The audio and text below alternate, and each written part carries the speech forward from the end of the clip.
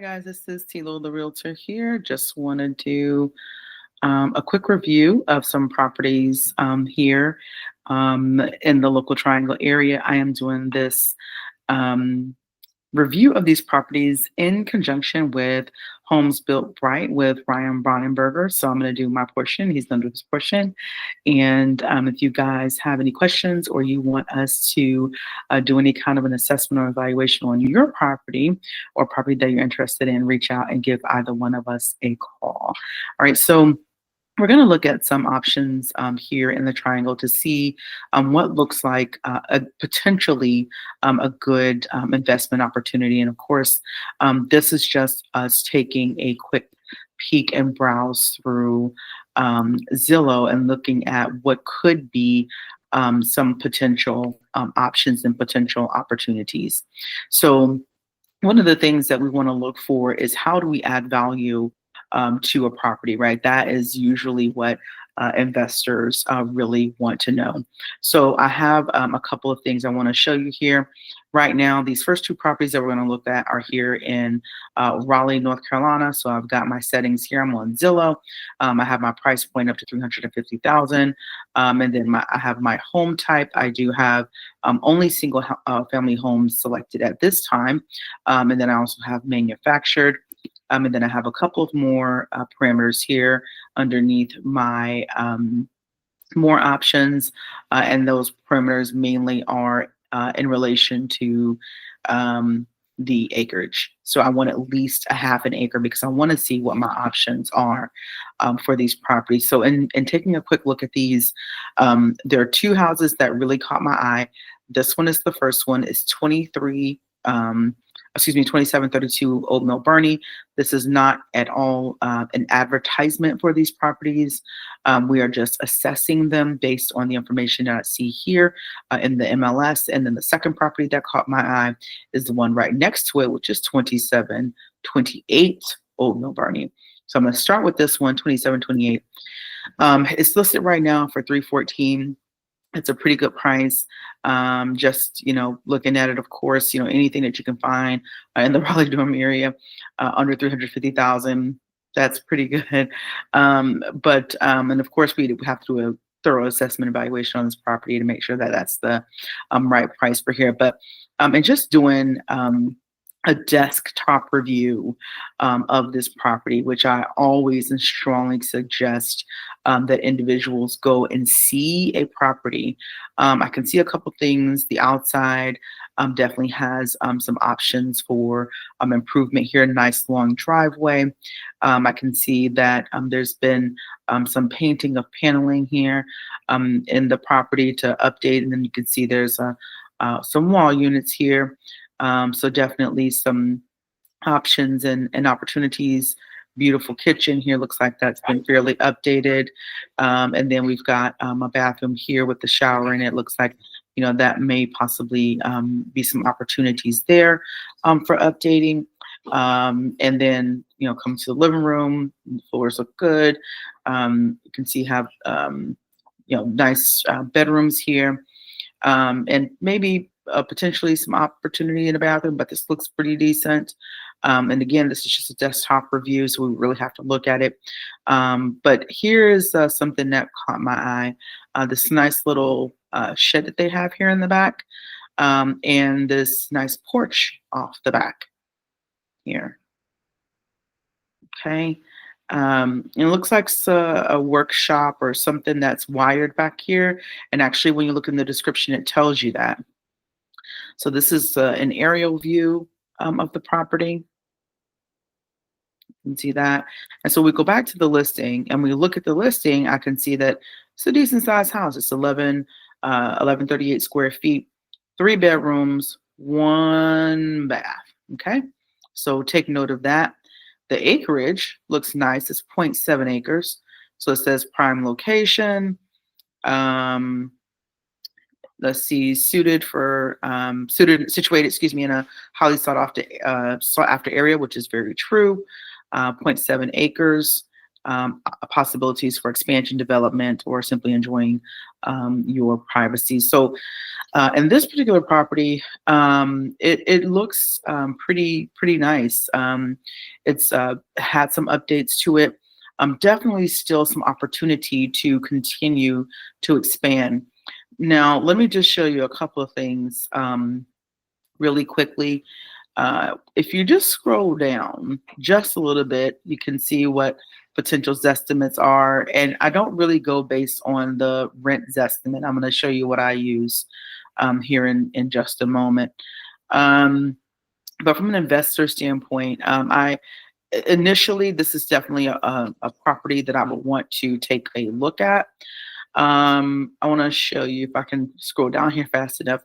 So you can see some properties that have recently sold in the area. You can see, what those price points look like. And keep in mind, these don't have to be properties that are updated. The properties may be partially updated. They may be fully updated. The land may be more or less than what we are looking for in this particular property. But I do see a nice price range of homes that are in this particular area that are nearby. So that's something that gives me a pretty nice clue to say, okay, yeah, I'm going to go ahead and take a deeper dive into this property. So I'm looking at this property. The area is definitely a fantastic area. This portion of Raleigh, it's convenient to all of the highways. It makes it very easy to get on and off of the highway, but it's convenient to the highways, but not right on top of it. If you're looking for peaceful land, that's something that is, again, highly sought after in this particular area of Raleigh. It's convenient to 45, 40, and 70. So, I mean, really, it really is a great location. The house looks like it is, been updated and they've done some things to it. And the land looks really good. So it looks like it's been nice and taken care of. So as an investor, I would be looking at this for potentially two options. One would potentially be a flip. The other one would be a buy and hold. So if I'm going to look at this for a buy and hold, for example, I would want to say, okay, what can I actually, rent this property out for in as is condition? Okay. So I'm going to come over here to you. And again, all of this, as an absolute disclaimer, this is just a desktop review. You need to make sure that you hire someone. You can secure me as a realtor. You can work with Ryan or another realtor that can really do a deeper dive into this. This is just sort of a really high level overview from an investment perspective. So make sure that you do your homework and your due diligence on these projects. But what I did was I went to rent.com, and there's a place on rent.com where you can say, how much will my house rent for? And when I look at this right here, this is telling me that the rental range with the house as is going to be about $1,825 to $2,300 a month. I definitely think you can get $2,300 a month, possibly even more, especially if you do some updates on the property. So the land is absolutely great. The only challenge with this property, I think, is that it's only 2 baths. But this also gives you some other homes that are renting similarly in the area and about what those homes are and what they are renting for. So certainly I would make some updates to this property. So when I go back over here to this particular property, one of the things that I've noted is that it only has 1 bathroom. So as a realtor, when I'm looking at a property to assess it, to assess the value, first thing I'm going to look for is how do I add value to this property as a realtor and an investor. So I would add another full bath at least to this property, and there's certainly space to do that. And Ryan can go more into that level of detail with you. The other thing that I would do is I would potentially expand this property. I would make it a little bit bigger, as you can see in some of the pictures. I'm going to pull it up here. You've got some opportunity for expansion.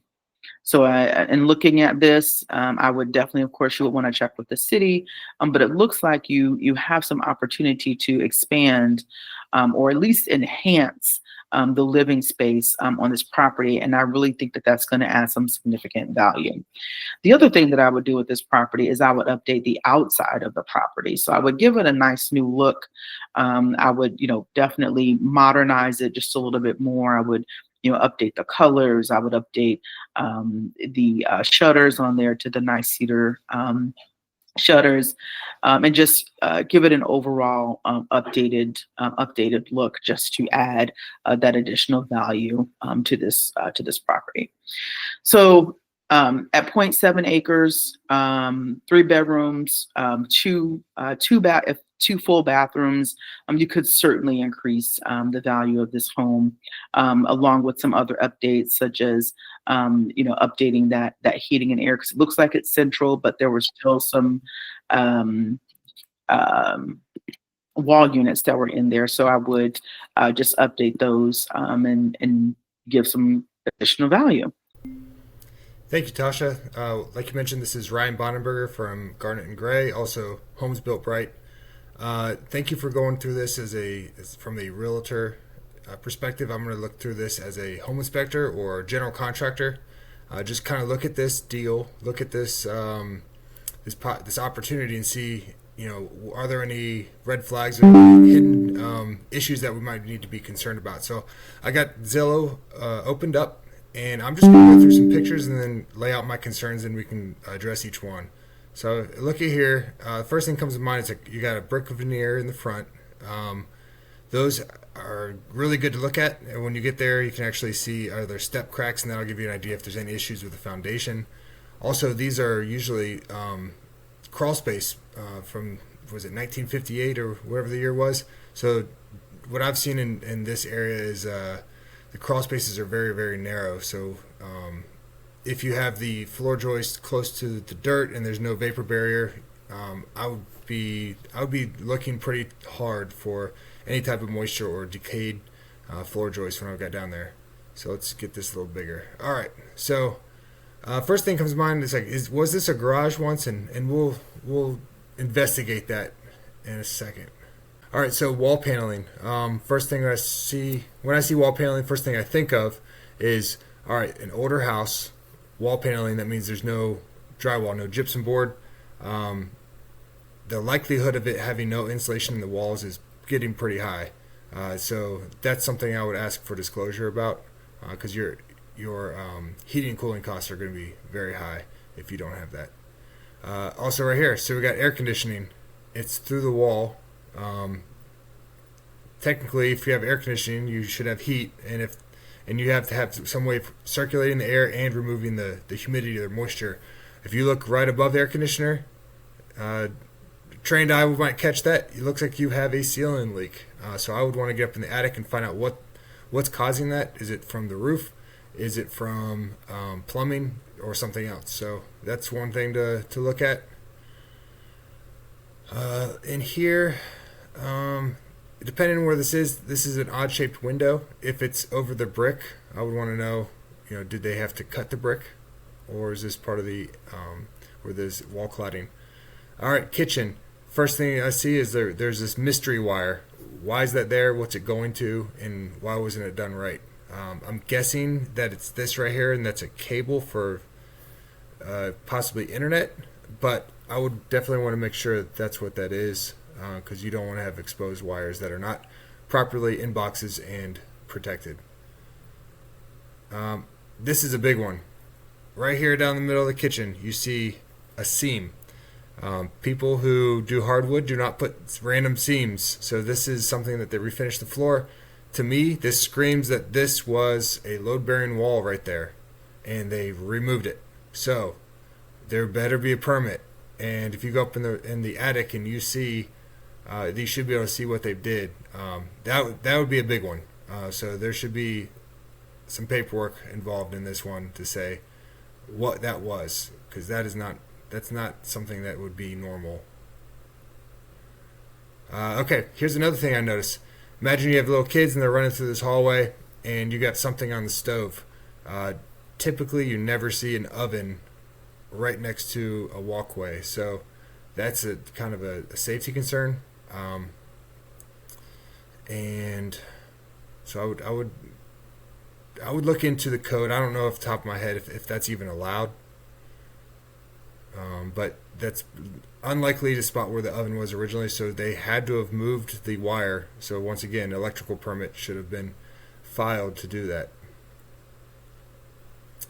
Here, I don't see anything except the ceiling. So you have popcorn ceiling. If it's an older build, understand popcorn ceiling used to have asbestos in it. So if it's still there and they painted over it, it's probably coming off and it's probably all over the inside the house. So you'd have to pay someone to do some type of asbestos abatement program where there's it can be a little more costly because you have to do it safely. There's a lot of precautions you got to take.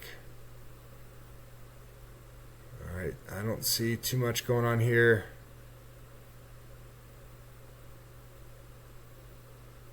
Nope, looking fine. They did a great job. It looks nice. I would definitely want to. Having a shower pane is always great because it's less likely to leak. But when you have small tiles, there's one tiny miss can be a problem. You might have to refinish the floors. It looks like the wheels on the bed have been scratching it. You have a cat, so it might have some smells. Alright, you have an outdoor shed with a lean-to. This does not look safe, and that looks like the siding came off, so there might be some damage there. They cut the door also, meaning that's not the right size. Alright, here's a concern. I'll move my thing. Right here is a well, and in my mind, the septic system, it goes out to a drain field. The drain field is usually where there's a field, so if you put your septic field next to a well, you can imagine you're going to have septic in your drinking water. So hopefully that's not the case, and we can look into that in a second. But there should be a setback of, I think, 50 feet from a well. It might be 100 feet depending on what year it was installed. Okay, looks like you have a lot of erosion on these roots. Big tree, probably not a big deal. All right, here's the porch, a back porch that it looks like they did a pretty good job. You have the hurricane clips. You have, these are pretty far up there. You have collar ties. They didn't really finish it, which is odd, but it's exposed wood. It looks like scraps are used, and all of a sudden now I'm thinking this wasn't done professionally. And then you look a little harder and say, oh my gosh, look at all these exposed wires. They're literally by the door, just hanging down. Then I might have said in my head, it says this was not done with a permit. This could be a big problem. And you have right here, your fascia board is missing. So you probably have, I would look closely, probably have holes all over in there for carpenter bees. All right. This is a great job of putting this beam here, but typically you'd have, if this is using a ridge board or ridge beam, the load bearing would be on this post, and that is not adequate. All right, here's a laundry room. It looks good, right, from just on the surface, but there's gonna be a lot of hot, humid air in this room. I would look for HVAC because you need to be able to draw that humidity out. And also, if they're counting this as square footage in your house, in these older houses, a lot of these actually were not intended for that. They were unconditioned space. So, once again, requires a permit. Oh, can I go back? I don't think it'll let me. Right on top of there, on your water heater, it looks like galvanized. I would take a real close look at that. Also, the water heater is supposed to, this is your temperature pressure relief valve. It should be piped down and away from conditioned space, so it should be going down into your crawl space or outside.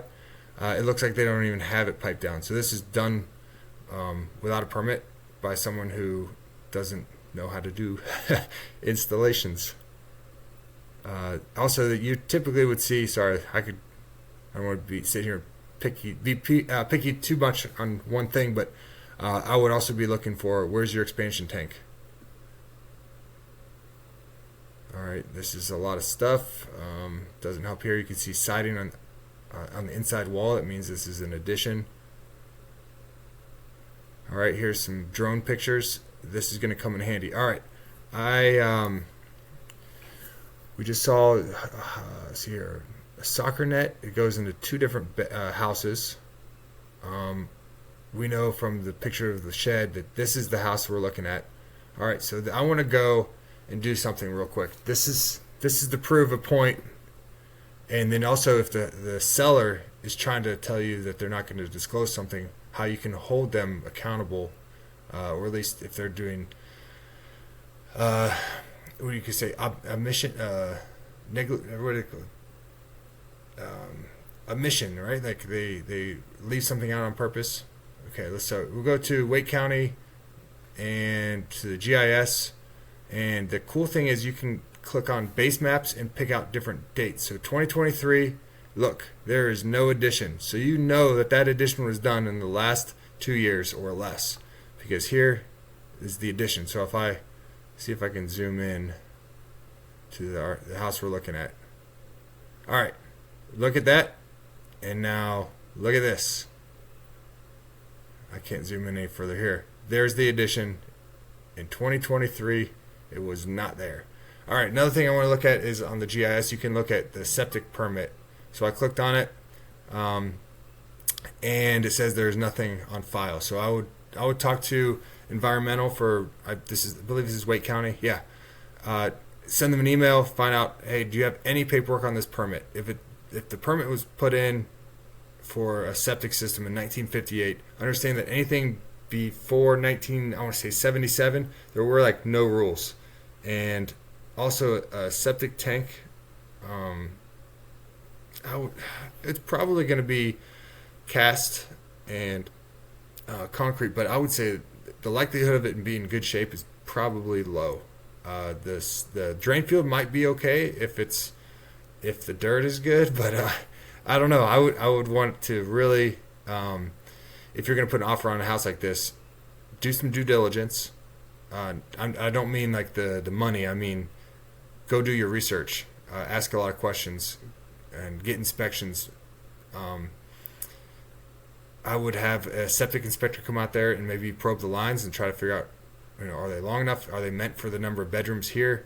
That could be a big one. If this is a 2-bedroom house when it was built, and now they're trying to sell it as a 4-bedroom, they can't do that. Also look at, say, where's the closest sewer and city line for water. Can you hook up to that and just avoid this altogether? Those are things I would look into. All right. Okay, so I took some time real quick. Let's see if I can move this. And I've made a list of some of the things we talked about. So built 1958, septic permit and condition, and the setback from well. We talked about that. Electrical, that we didn't talk about that. If it's actually built in 1958 and they did not update the electrical, you're going to most likely have open ground, which means you don't have a ground wire. And is it a safety concern? Maybe. But you should definitely know what that means. And if you plug in something with the third prong, and know that it doesn't go anywhere, so that is a safety thing that they added to electrical code. Is going to be very old wiring. Plumbing, I can almost guarantee there's going to be cast iron or terracotta or galvanized in there, and those are known all to not last very long. So if they had not replaced from the septic tank all the way to the house with PVC and then everything inside, then you should definitely get that looked at, and it's going to cause a problem if it hasn't already.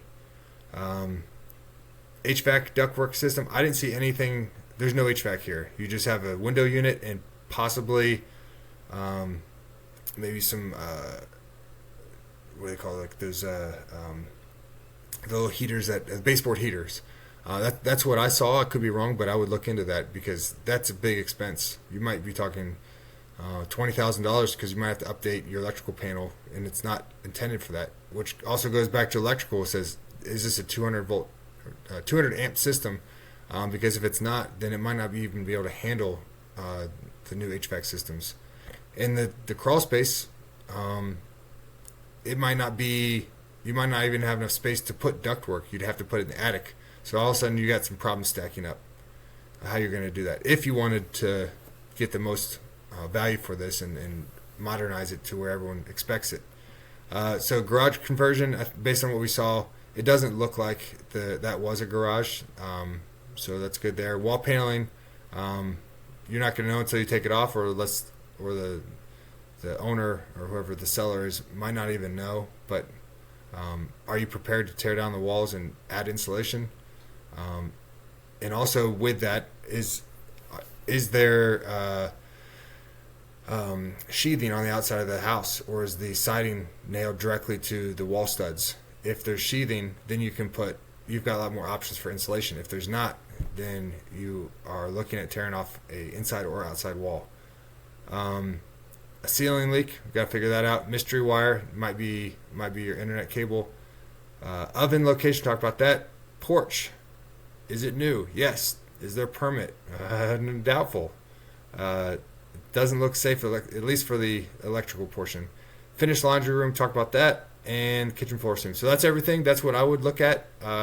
These are all things that, depending on the answer, could be very expensive. So is that house a good deal? That's something that you would have to go get quotes for, really understand what some things might not have to be fixed.